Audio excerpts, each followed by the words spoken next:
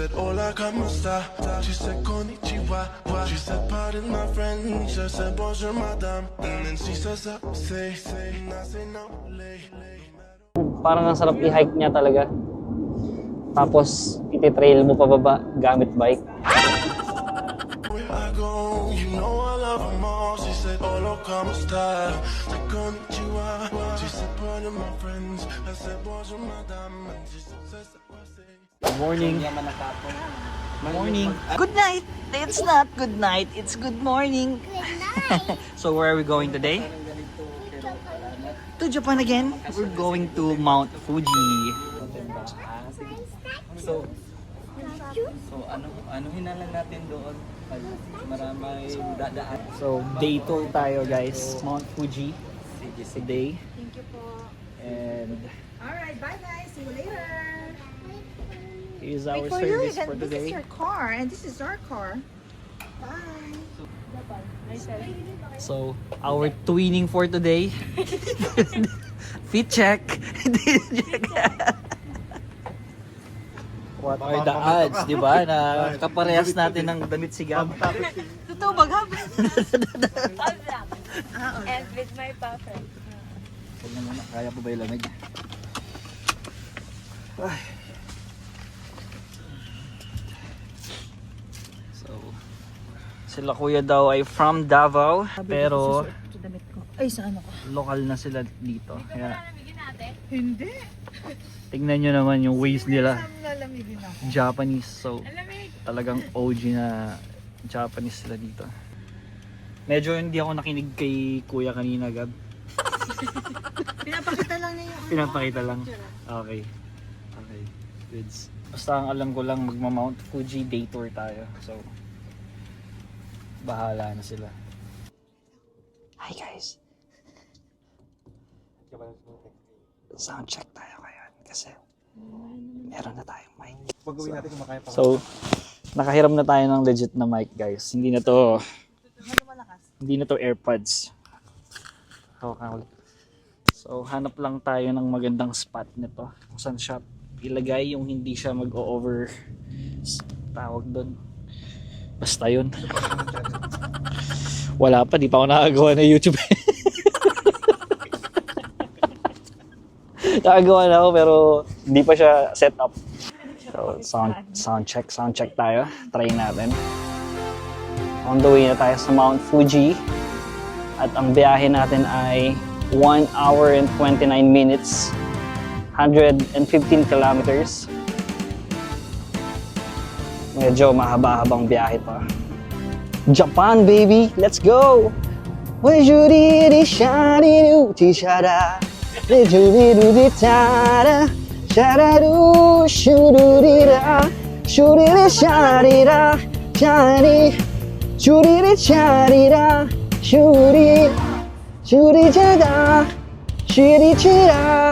Crazy for you. Baby, let's go.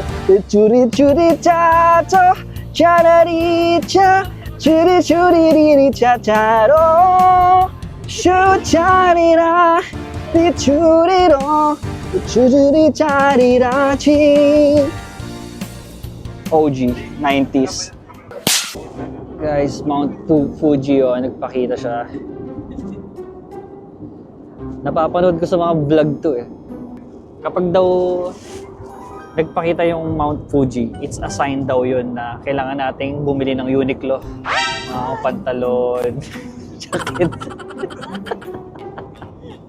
Napanood ko sa vlog yun. Kailangan bumili ng GU, Onitsuka, Uniqlo. Kaya nga, it's a sign. Siguro ETA natin 10 minutes. Sakita ko kasi kanina 30 minutes. Tama ba kuya? Mga ganon. So malapit na tayo. Ito, mas magandang view daw to. Ayan na. Wow! Snow ba yun? Snow? Oo, ano? Ganda niya, no? Pag may snow. Parang nagre-reflect yung araw na ewan eh. Wow! Wow! Doon sa pupuntahan natin mamaya, kuya, kitang-kita talaga siya. Siyempre, doon nga tayo nagpa-tour.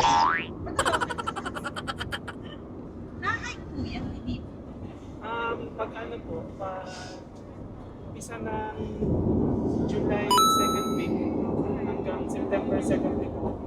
Summer. Summer po kasi yun. 2 months po siyang open sa climbing season. Yan climbing season. Tapos yan yung time na wala po siyang snow po, kaya marami po umakit po dyan. Wow, parang ang sarap i-hike nun ah. May tayo sa summer. Ako, 5 times ko na po inaakit. Pero Wow. pag paakyat po kami, nag-umpisa po kami sa sa may gitna na po ng mga Fuji. Doon po yung start ng Ay, parang may shortcut siya, hindi siya parang ano. pag summer po kasi pwede iakyat yung sasakyan, may parking. Ah, nice. Okay. Wala bang hanggang dulo na? Kaya simula po doon, mga 8 to 12 hours po papuntang peak. Wow, halos okay. Sarap. So, pagka naakyat mo yung Mount Fuji, guys, tas 8 to 12 hours daw siya, tapos ganun ulit pababa. 8 to 12 hours. Pag pababa naman, mas mabilis siya. Mas mabilis na. Akala ko ganun din. 6 hours. Ganun pa rin. Kasi sabihin mo na ang pinaka-average 10 hours mo akyatin. Tapos 6 hours, sabihin natin 5 hours, mabilis na yun na ibababa mo. Total, 16 hours. So, imagine kung first day mo yung Japan, tapos yun yung gagawin mo. Edi, wala nang nangyayari sa buong stay mo sa Japan. So, Ayan yung zigzag po. Ayan o, Yan po gabo. yung zigzag. Yan po yung train. wow, oo nga, ang sarap i-bike na, no? Ayun, no? Kitang-kita ko. Ayan, no? Pwede po sa kapitana para mas maganda. Ang ganda ng pagka-snow niya. Para siyang ano. Hindi ko ma-explain. Parang Toblerone na ewan.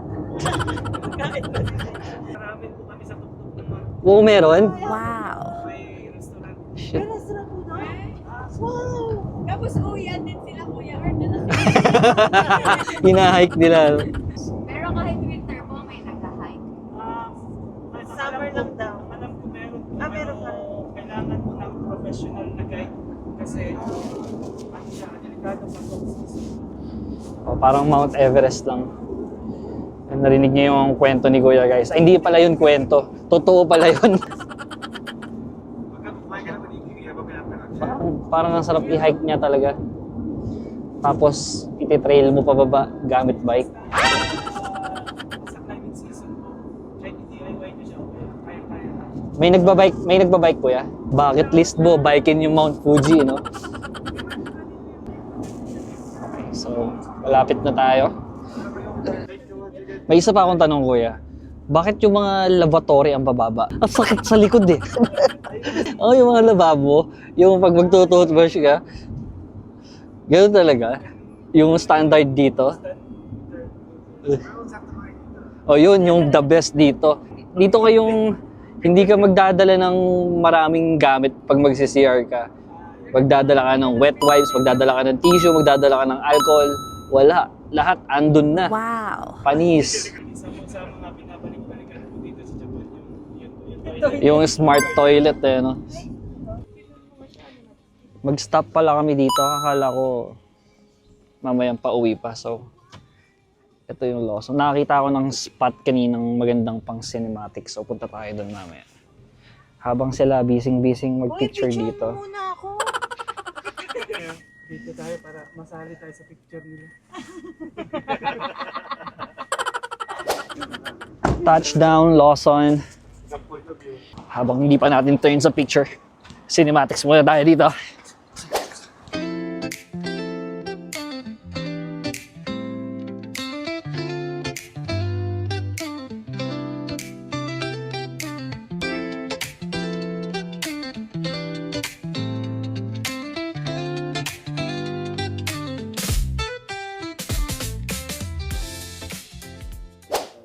Mount Fuji Part 2. Wow! Pero this time, walang collaboration ni Lawson.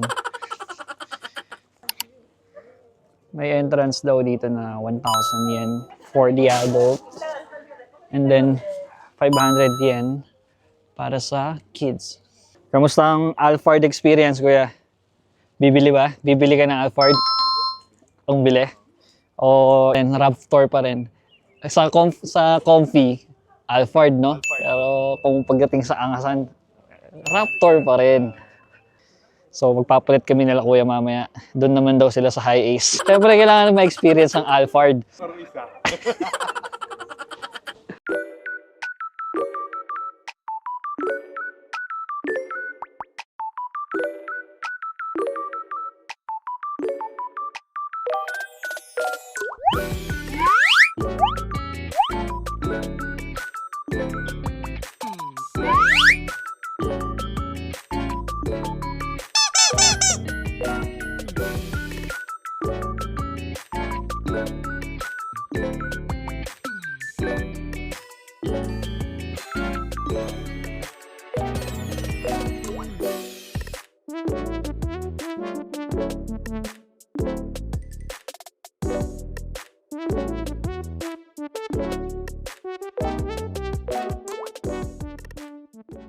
So, let's go.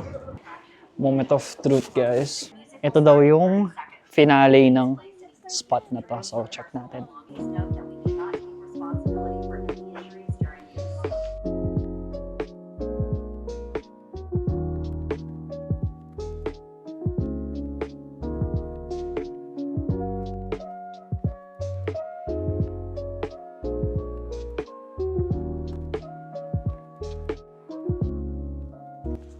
Wow!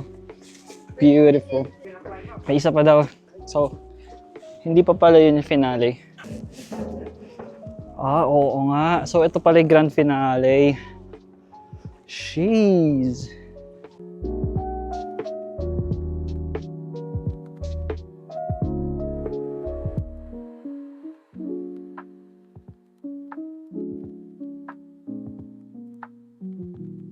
So, dito sa loob, meron silang art museum. Tara, check natin.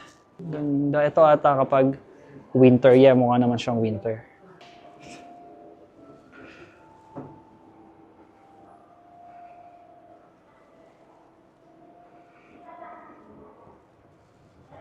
Ano to? Aurora? Aurora ba to, guys? Aurora Burgis. Hindi ko alam basa dun. Mount Fuji at night.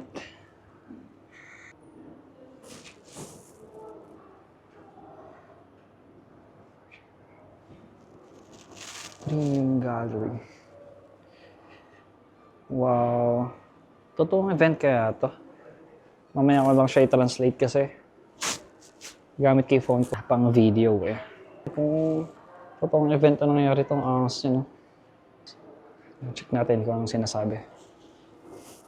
Yun, so kapag daw, gets ko na, sabi niya, kapag daw tumama yung hangin dito, magbabounce lang pataas kay Mount Fuji. Kaya nagpo-form siya ng parang ganoon. Diba? Tama ako? Translate natin mamaya. What are you getting, Ate Talia? Ice Queen? Okay, parehas daw sila. 2 raw 2. Cold drinks nga ako, please. Medyo nauhaw tayo doon. Ang init sa taas. Paano buksan to? Ito? Kaya wala kayo dyan. Ang ganda dyan. Ang ganda dyan. 200 yen. Kayang-kaya. Ano bayad? Ikatap lang doon. Points by 200 yan? Hindi ko din alam. Parang ginawa mo. Si Mona Hindi, nalibre kami actually. Bigla na lang tumunog. Di namin alam kung ano nangyari. Kapag tumutunog kasi, rolling na okay na siya. Biglang tumunog, pumasok lang kami. Ewan namin kung ano nangyari.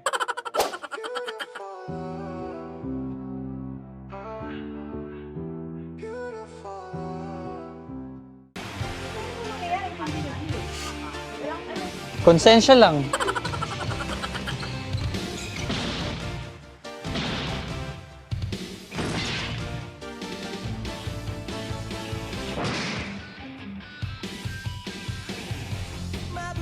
Ang galing-galing mo talaga, Gory!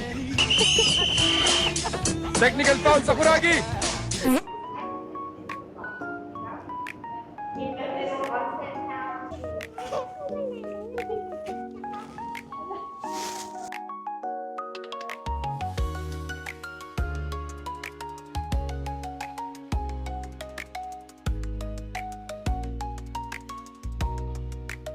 Next stop is souvenir shop. And then kain na tayo. So, lapit na tayo para sa free drinks. Try natin yung drinks nila. Baka nakaharangan yung mic. So, open natin ng konti. Takas ng araw. Arigato sa inyong atanan. Ito yung souvenir shop. Akala ko lilipat. Okay. Hindi pala. So, ano to? Whiskey?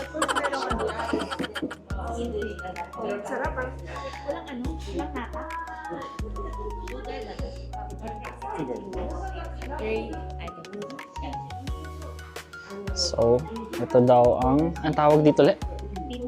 Peach. Okay, cheers. Bye.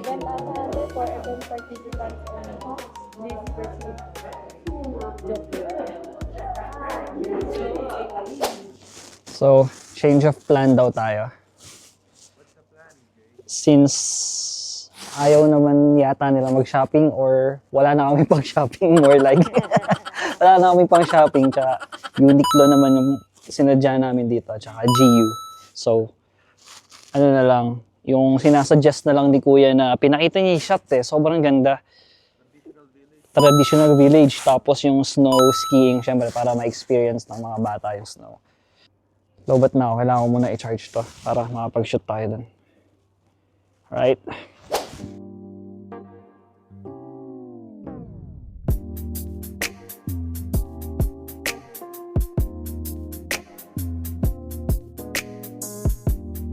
Pagdating namin dito guys, hindi ko na malayan na hindi ko pala na-on yung mic ko dito or hindi nag-charge. Hindi ko maalala kung ano yun. Ang tagal na kasi. Anyway, puro random clips lang naman kami dito. So, okay lang.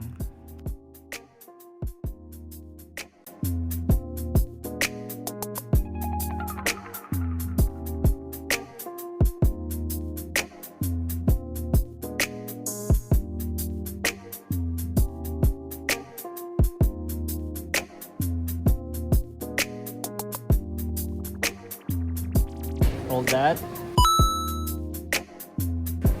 Wow. So, hintayin na lang namin sila. Bago ang lahat. Nalobat yung mic natin. So, wala tayong mic ngayon. Kaya, sorry muna sa audio natin. Shoot na lang muna tayo habang hinihintay sila matapos yung picture. Hindi yata nila alam na pwedeng pumunta. Pwede ba sila pumunta? I am no entry without a lift ticket. So hanggang dyan lang sila. Chill na lang muna kami dito. See you later at next destination, which is yung village something. Something na yun.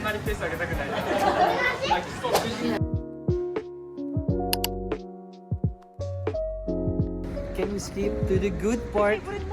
Can we skip to the good part? Can we skip to the good part?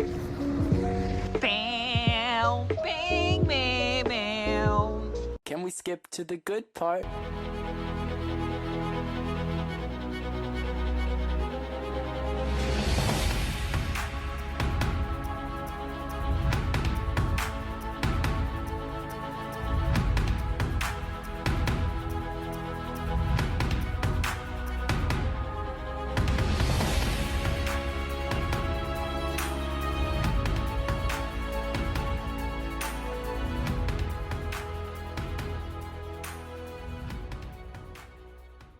So, nandito tayo sa cottage number 6.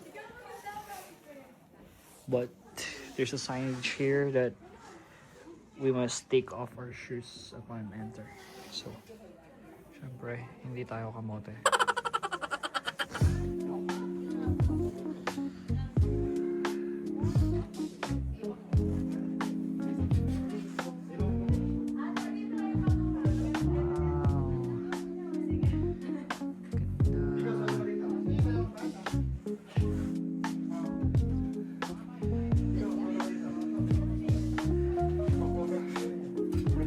Ito ay hindi ko alam kung ano ito, traditional something room. Ito ata kwarto nila.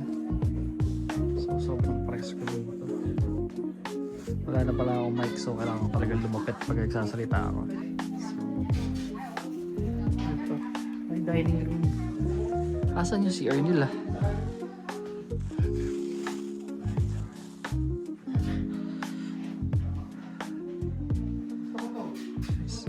Ganda dito, guys.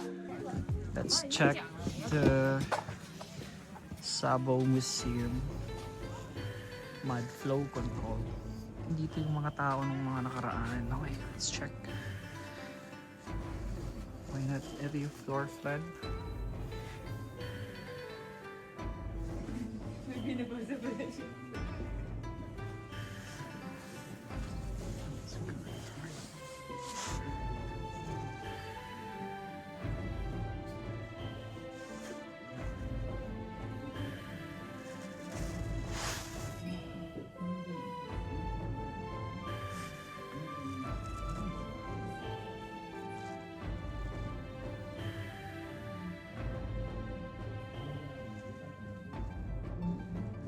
so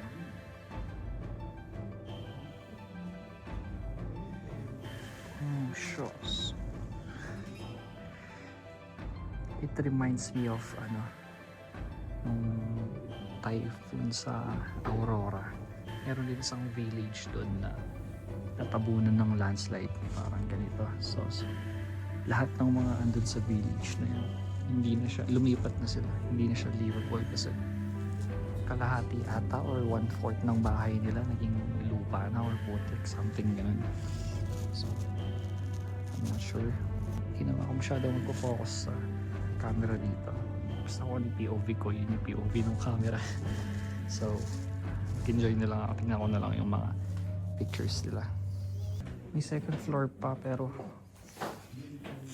hindi natin siguro titignan. Ikot na lang tayo kasi bitin yata sa time pagkakaalam ko. So ito yung miniature ng village nila.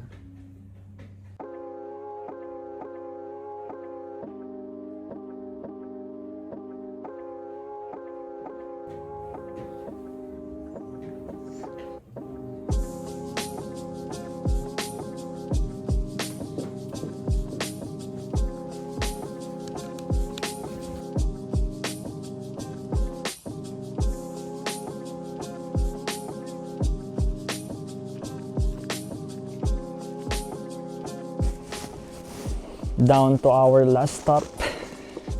Honcho Street daw ang pangalan nito. Tapos ito yung nakagitna kayo sa kalsada tapos kitang-kita yung Mount Fuji pero I don't think na makakapagpa-picture ka sa gitna dito. Ang daming sasakyan. Cinematics na lang natin. Ito nga oh. Kita ba? Hindi. So malalaman mo ito na siya kasi madaming nagpipicture.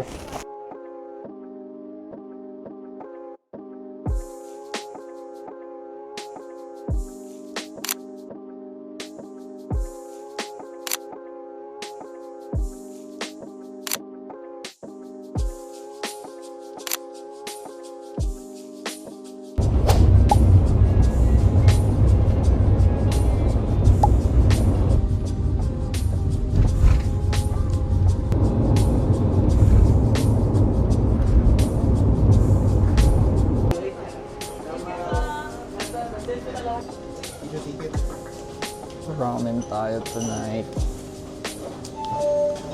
Nauna na ako ha. Tignan natin to. Hindi tayo ramen person pero since nasa Japan tayo, kailangan natin mag-ramen. Ang mami ng Pinas.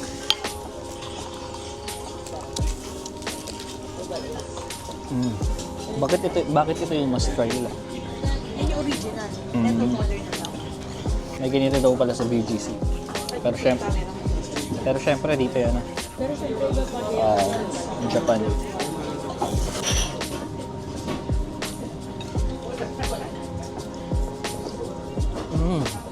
Parang narinig yung pagka-ASMR nun ah. The next station is Tokyo. Ang haba po ng line para sa LC.